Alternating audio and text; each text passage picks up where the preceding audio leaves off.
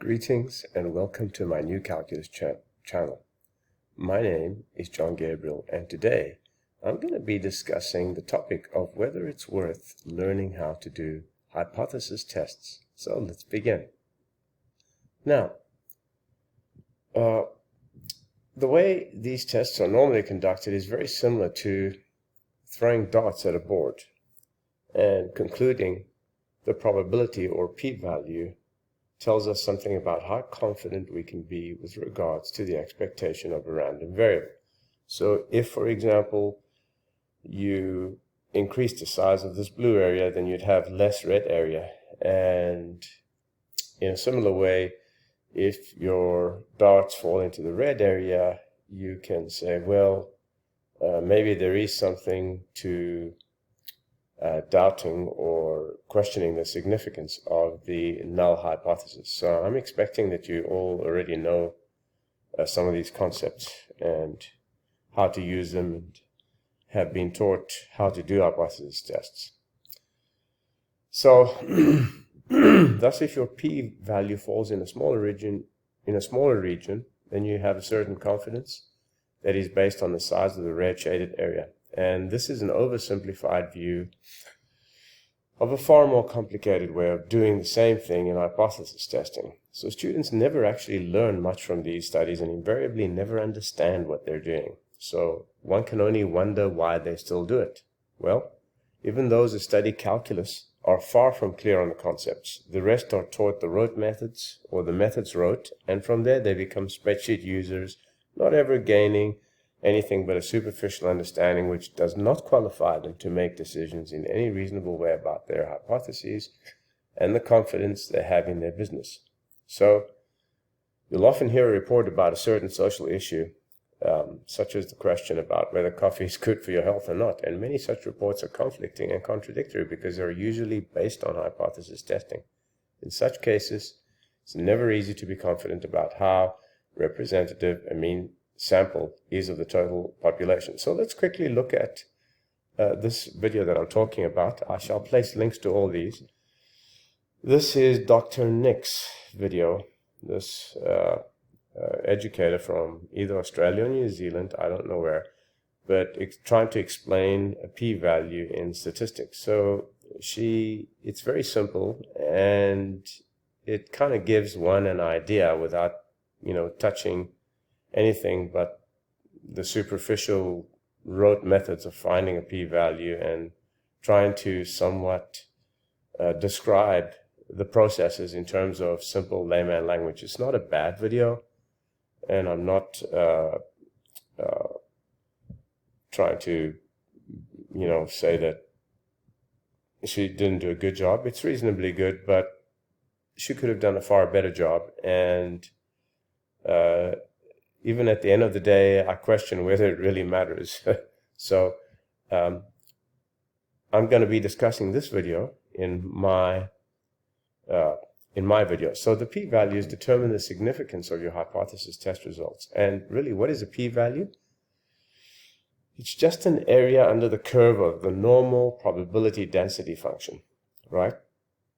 So, for example, this area here is a p-value 0.17996 or approximately 0.18, which is the value that Dr. Nick uses in her video. Okay, so I think it's 0.18. Anyway, and she doesn't give all the information, but at any rate, the probability of a random variable y is simply the limit of the area from one end of the curve up till the random variable y, or from the random variable y as far as the tail end on the right goes. So, for example, from this region, from this direction all the way up to the x-coordinate here would be the p-value and also corresponding p-value on this side,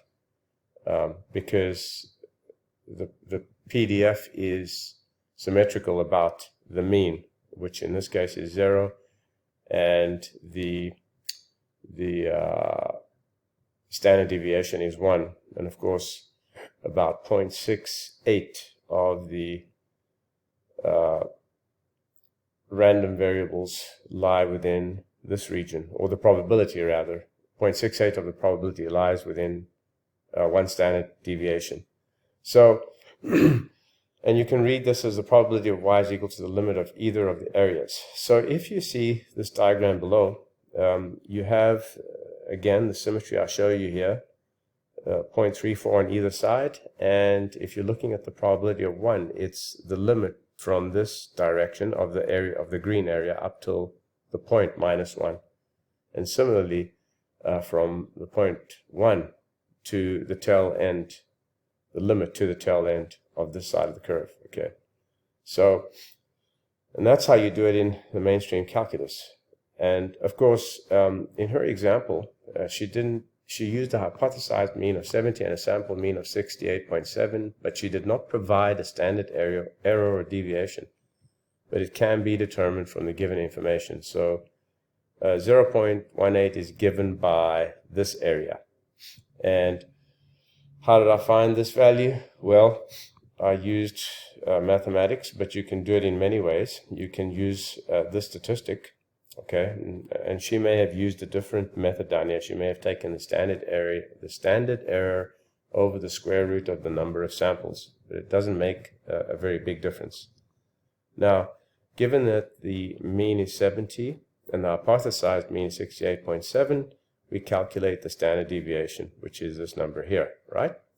So now, if we go over here, we'll see that the actual curve that you're looking at, the actual curve that can be normalized is this one here on the right. Okay, so which has a mean of 70 and can be normalized to the standard function, as you see on the left here in the blue, with a mean of 0 and a standard deviation of 1. Okay, of course, the parameters are different for this curve, but that doesn't matter.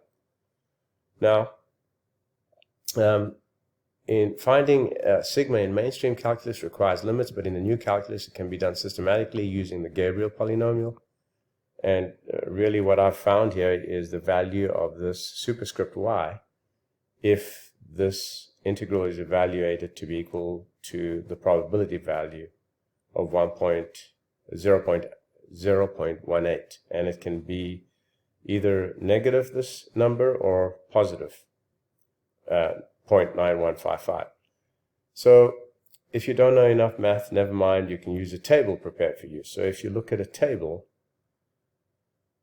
and you go to 0.9, I think it's, yeah, it's 0. Have I passed that? I think I did. Yeah, if it's 0.9115, so this is column 1. So you would come along here and it would be in between these two numbers. So that's approximately 0.180 something. So it lies in between here. Okay. And that's how you would look up the p-value in a table that has been prepared for you. So all they've done here is they've just written in a table where you can interpolate given a statistic z. Okay. So now it turns out that the p-value 0.18 is greater than the significance label chosen, and so one does not have enough support to reject the null hypothesis. Well, in reality, we never really reject or accept a null hypothesis. In other words, using a confidence level of 5% is insufficient to dismiss the null hypothesis. This does not mean that the null hypothesis is true or false. In fact, it pretty much means very little other than an exercise in futility. So in her video, she basically shows that this lady who sells chocolates was a little worried because somebody said her chocolate doesn't have at least 70 grams of peanuts. So she took a random sample. You can watch this video in no time, it's not very long. She took a random sample of her product, and then she did a hypothesis test with an Excel spreadsheet or however else she did it, and she finally realized when she got a probability value, a p-value of 0.8, that she was pretty close and had nothing to worry about, or that's what she thought. Okay, so now although Dr. Nick's video is a good explanation for dummies, it could have been improved by stating how the probability is calculated, and also it should be noted that the test depends on the confidence level, and if enough samples are included, then contrary to mainstream opinion, hypothesis testing stops working because of the central limit theorem, okay, which states that if you have a population with mean mu and standard deviation sigma, and you take a sufficiently large random sample or random samples from the population with replacement, then the distribution of the sample means will be approximately normally distributed. So hypothesis testing is fundamentally flawed in theory. All one needs to do is fiddle with more or less samples and the confidence level to provide evidence for an alternative hypothesis. So I'm very puzzled as to why this so much emphasis is placed on it, and it's still used. The well-known statistician Cohen had quite a lot to say about this, and in this link over here, where he shows, talks about this hypothesis testing, he shows basically that it's not actually an indication of anything, and it doesn't provide confidence or help in making decisions about one's business or one's products, etc. Unfortunately, if we finally accept that we cannot accept a null hypothesis, obtaining a non-significant result becomes downright annoying. If the null hypothesis cannot be rejected because the p-value is greater than 5%, it is often recommended to suspend judgment. Okay, that's from Trine, Hilbert, and Lombardi.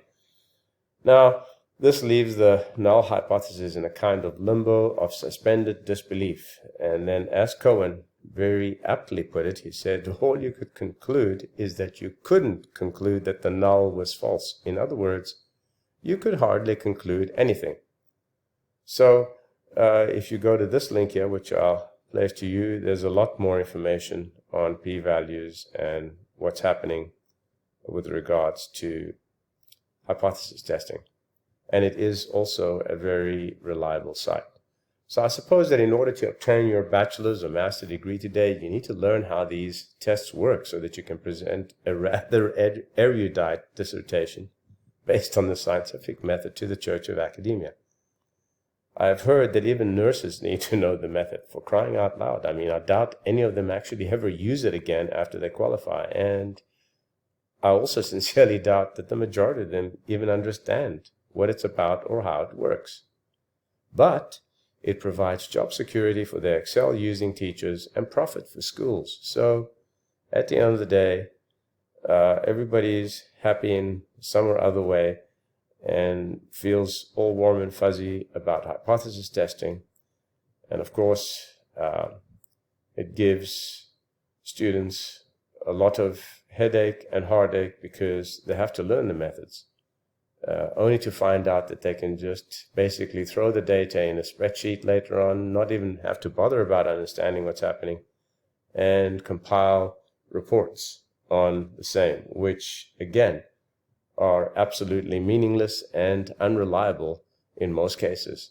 So people love hypothesis testing because they can turn around and say, well, science says, or so-and-so says, which is completely false, because that's not what science says. And basically, the more samples are taken from a sample size, the more reliable a significant test would be. But even that is not the case if the population size is very large. Okay, so it's not representative. If it's not enough representative of the population, you can pretty much conclude nothing. I'm running out of time. I am John Gabriel, and this is New Calculus Channel. Till next time, goodbye.